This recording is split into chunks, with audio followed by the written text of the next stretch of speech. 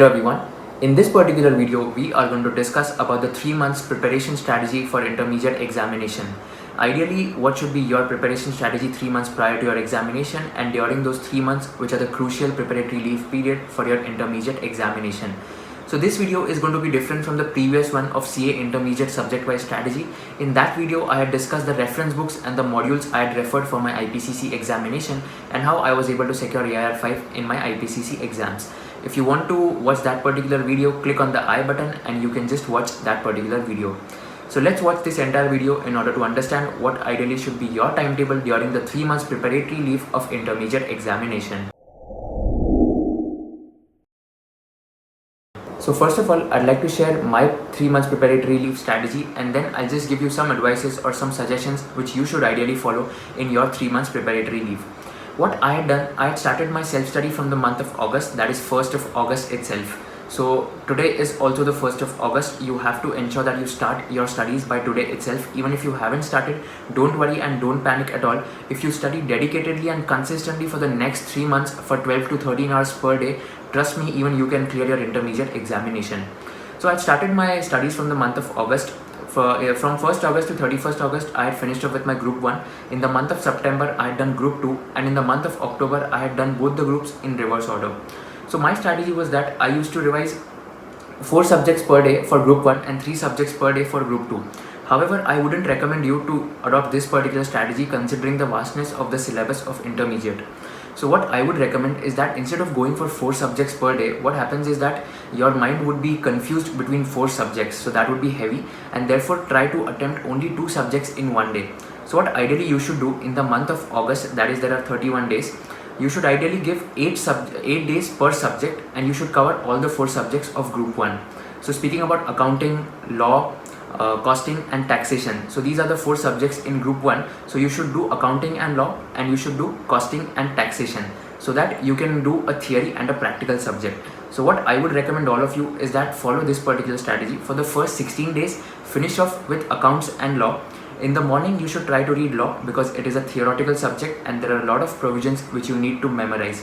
And post your lunch, you should do a practical subject because what happens is that people tend to be sleepy after having their lunch. So therefore, you should try to have a practical subject post your lunch.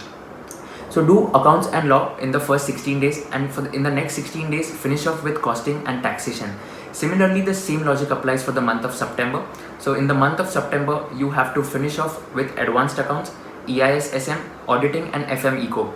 So for the first 16 days in the month of September, do advanced accounts and auditing, and in the last 15 to 16 days of the September month, you should ideally do EIS SM and FM and Eco, so that the theory and practical combination matches. Once you've done your first reading by the month of September, from October itself, you should do 4 days per subject in the reverse order. So you should start with FM and Eco, then EIS, SM, and subsequently in order to cover all the syllabus and all the subjects effectively.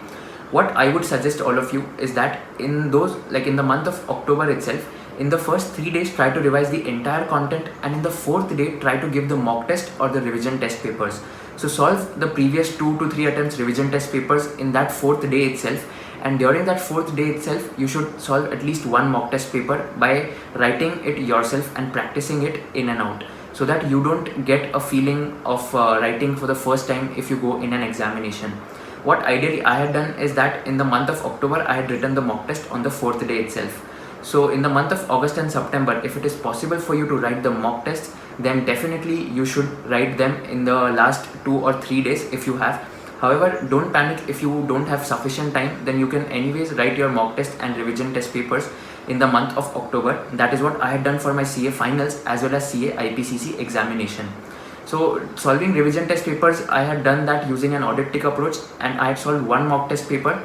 I had solved that one particular mock test paper, like writing down that particular exam for 3 hours effectively. So you have to time yourself before going in an examination, and once you time yourself, you would get to know whether you are able to complete the entire paper within a span of 3 hours or not.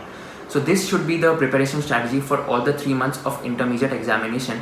I was also speaking to some of my friends. So one of my friend is All India Rank 3 named Akshit Agrawal, and the other is All India Rank 22 named Yatharth Bafna. So they are All India Rank 3 and 22 respectively in their May 2018 intermediate attempt.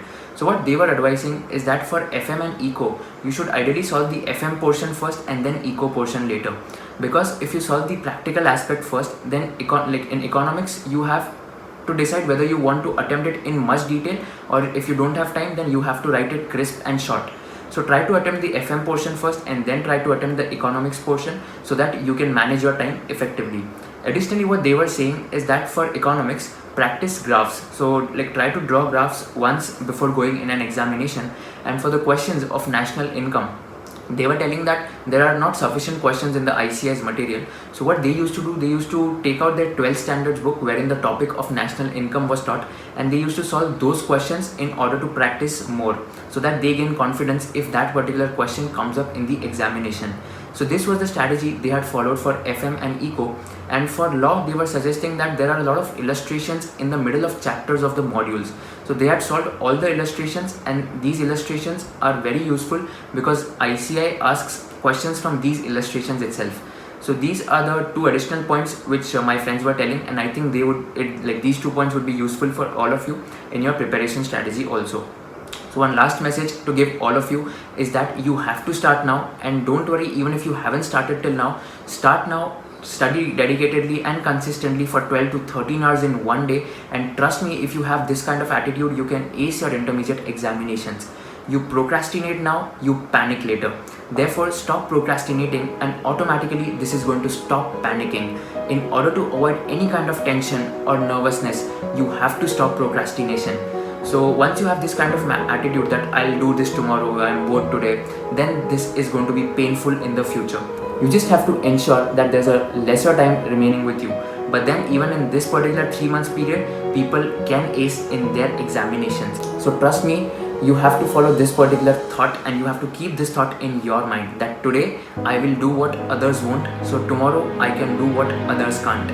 So if you keep this particular thought in your mind, then this is definitely going to motivate you, and you will definitely stop the delaying which used to happen in your mind. If you like this particular video, do share it with all your friends and subscribe to my channel so that I can create more videos for all of you. Thank you so much once again for watching this video. See you in the next video.